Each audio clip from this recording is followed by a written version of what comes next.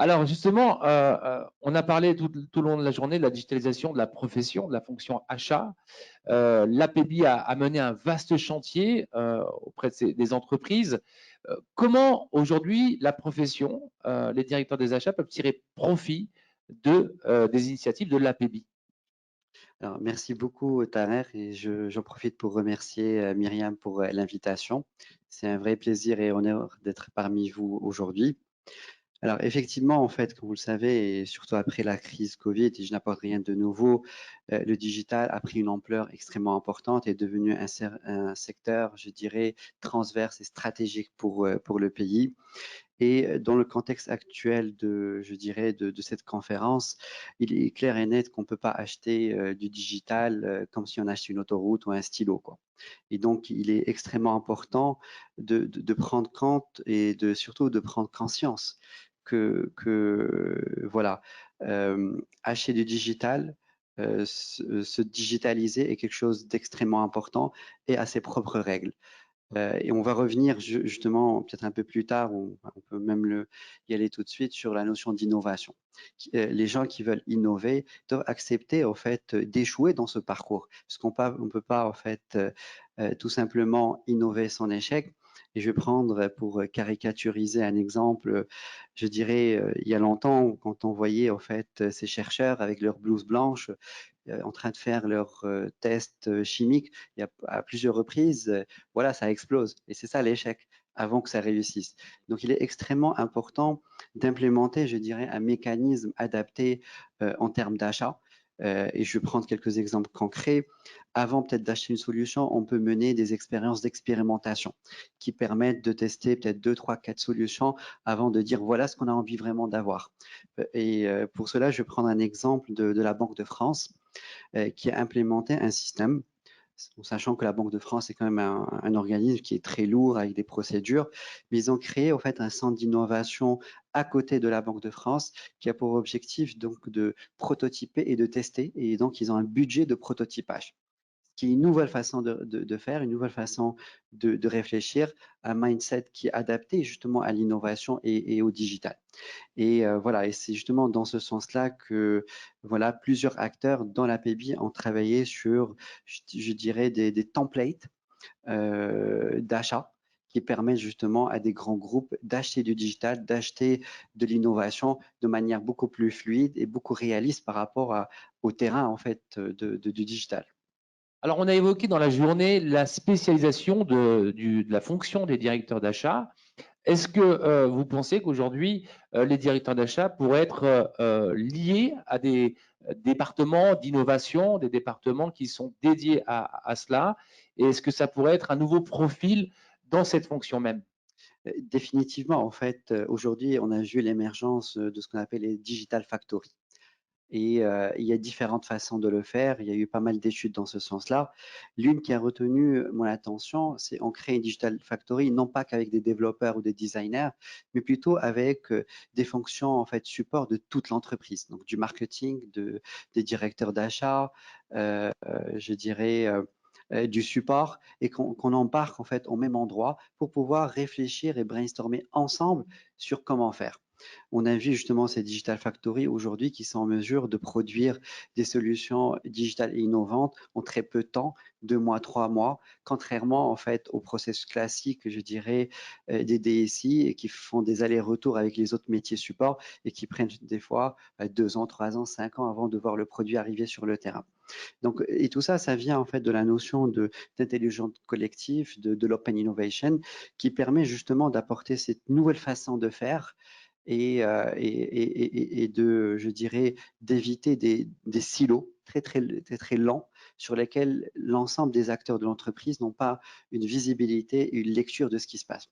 Le fait de se mettre tout simplement autour de la même table permet de fluidifier les échanges, permet tout simplement de poser les problèmes en amont et de ne pas rester dans l'a priori ou dans des relations compliquées je dirais, de communication, des relations compliquées d'ego qui existent et qui fait que beaucoup de projets échouent à cause de ça. Donc l'humain, en fait, il est au centre de tout et je pense qu'il est indispensable aujourd'hui dans ces digital factories ou dans ces nouvelles organisations d'intégrer l'ensemble des composantes de la chaîne de valeur pour réussir un projet dès le démarrage. Et donc ça vient avec l'acculturation, ça vient avec, je dirais, une volonté de transformer les choses. Et je me rappelle, il y a 2 ans, on a fait justement des ateliers dans lesquels on avait invité plusieurs grands groupes, plusieurs acteurs de l'innovation, des startups, des gens dans la transformation digitale. Et en fait, on s'est rendu compte que voilà, il suffisait de discuter, de pointer les problématiques et d'apporter des solutions qui conviennent à la fois aux juridiques, qui conviennent à la fois aux startups, qui conviennent à la fois aux personnes qui s'occupent des achats. Et finalement, c'était pas si compliqué que ça, quoi, de monter une template qui permettait de résoudre tous ces problèmes.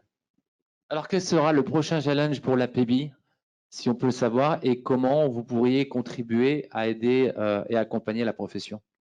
Bah, écoute, c'est une question assez large. Je pourrais peut-être m'étaler des heures et des heures dessus, mais de manière très, très pragmatique, avec un collectif, je dirais, d'acteurs, comme, enfin, l'OSIM, MNC et MSEC.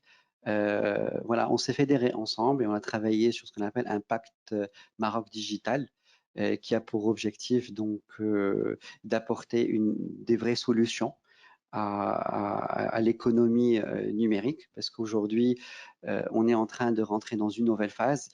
Pour moi, je fais une grande séparation entre la digitalisation et l'économie numérique. Digitaliser, c'est informatiser des processus qui existent. La digital économie ou l'économie numérique, c'est une nouvelle économie qui est basée sur le numérique, sur des choses qu'on ne peut pas faire sans les technologies. Et donc, il y a 5 grands axes dans ce programme. Et justement, on a des discussions quasi quotidiennes avec notre ministère, avec l'ADD, pour pouvoir pousser en fait ce pacte Maroc digital qui, à mon sens, permettra dans le temps, dans les années qui viennent, de manière très pragmatique et à partir de, j'espère d'ici 4 à 6 semaines, qu'on aura les premiers, je dirais, jalons pour pouvoir le lancer, une vraie économie digitale au Maroc et pourquoi pas que notre pays devienne une digital nation. Et je pense que c'est le seul moyen aujourd'hui qui permettrait d'apporter de la transparence, de l'équité, de l'inclusion financière, de l'inclusion sociale dans notre pays. Sans le digital, il n'y a pas d'avenir.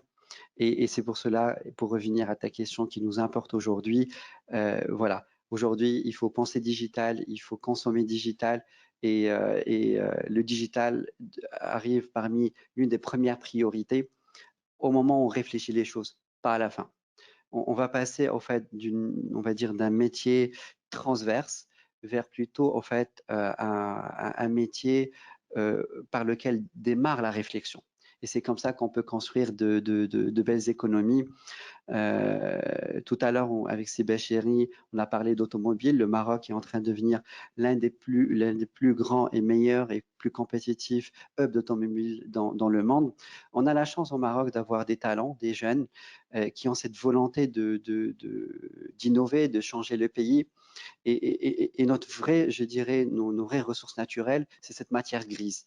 Et justement, si on travaille ensemble, main dans la main, et qu'on arrive au fait à former ces jeunes, leur donner des outils, bah, demain, on peut devenir aussi un hub de digital qui permet à la fois, au fait, comment dire, de couvrir les besoins nationaux, mais aussi de couvrir des besoins à l'international. Et je pense que c'est un des axes sur lesquels on devrait investir parce que c'est l'axe qui coûte le moins cher et qui est le plus disponible. On a une belle jeunesse et je pense qu'avec elle, on doit lui donner les moyens de réussir. Et c'est ça ce qu'on essaie de faire au niveau de, je dirais, de l'APB et avec tous les acteurs avec qui on travaille.